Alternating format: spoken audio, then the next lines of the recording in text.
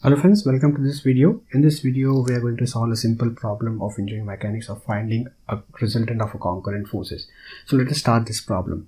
As we can see that the problem is very straightforward. We are given four forces and we need to find resultant. And all these forces are passing through point P. That means they are concurrent. So let us start. So first step is to define coordinate axis.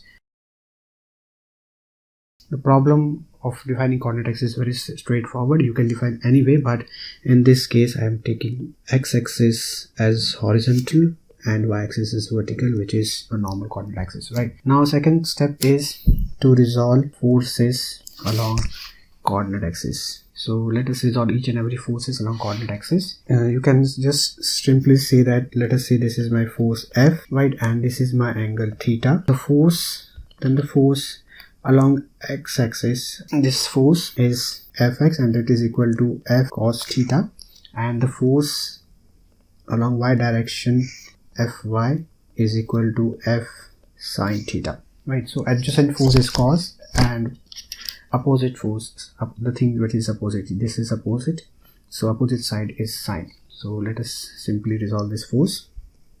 So this is adjacent and this is opposite, so this is 30 degree.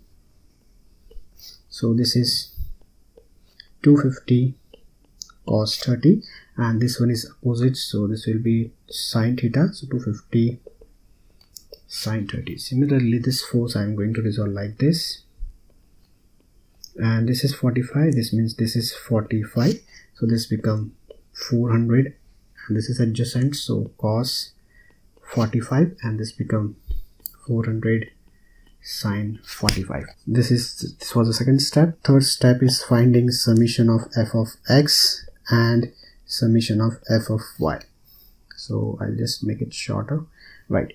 So summation of f of x, so here what you have to remember is the forces along positive x-axis, that means forces towards the right direction, right side is positive, and forces towards negative x-axis is negative. So this is what we have to remember. So adding all the forces along the x-axis. First one is 300. 300 is only along x-axis and positive x-axis, so we'll write plus 300 Newton. Second thing is 500 doesn't have any component along x-axis. 250 cos 30 and this is pointing towards negative x-axis, so it is minus, so that is why we are writing minus. And again minus 400 cos 45, that too is again directing towards negative x-axis. So if we add all these things, we will get minus 199.3 Newton. And remember that unit of this force is also very important. Second thing is summation of f of y. Again, force in upward direction or positive x-axis direction is positive and force is downward, that is towards negative y-axis, is negative. So keeping this thing is mind, we'll add 300 doesn't have any force component along y-axis. 500 has plus 500 because it is towards positive x-axis, and this 250 is negative, minus 250 sin 30 is negative, but 400 is positive. 400 sin 45 is positive. So if we add all these things, we'll get 657.8 Newton. So we have summation of f of x is equal to minus 199.3 Newton and summation of f of y is equal to 657.8 Newton. Now let us find the resultant and its direction. So again, I will draw coordinate axis. This is x and this is y. So we have a force which has an x component of minus 199.3. So I'll draw force with this red marker, and this is minus 199.3, and y component is positive 657.8. So I'll draw this thing, 657.8 Newton. Yeah, please don't, this is not to scale, so maybe the y direction will be a bigger, just bear with me. So I have to find the resultant. So resultant will be something like this. So I'll just write it properly and make it look to scale 199.3. So I'll draw a resultant. which will be like this. This is my resultant R, and you can see, and we can find the magnitude of and direction of resultant. So let us start.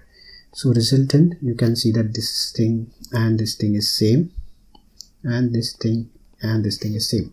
So using Pythagoras theorem, R is equal to summation of root of summation of f of x square plus summation of f of y square.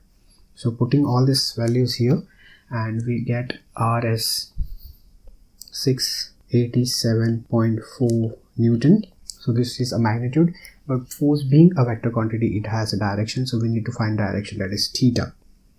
So this is, let us draw the theta in this diagram. So theta, you can get it by trigonometry, is equal to tan inverse of summation of f of y by summation of f of x, and that is equal to tan inverse summation of f of y 657.8 Newton, and that is 199.3 Newton. And if you find this value, we'll get is equal to 73.1 degree, and make sure that you have angle set to degree in your calculator. Now it is 71.3 degree from negative x-axis, so you need to write the answer, final answer, as resultant force R is equal to, we have to write magnitude first, 687.4 Newton, and at 73.1 you need to make the angle appropriately in this direction, and you have to say this is your final answer. So that's all in this video. So if you like this video, please consider subscribing to my channel and pressing the bell notification icon. That's all. Thank you friends. See you in next problem.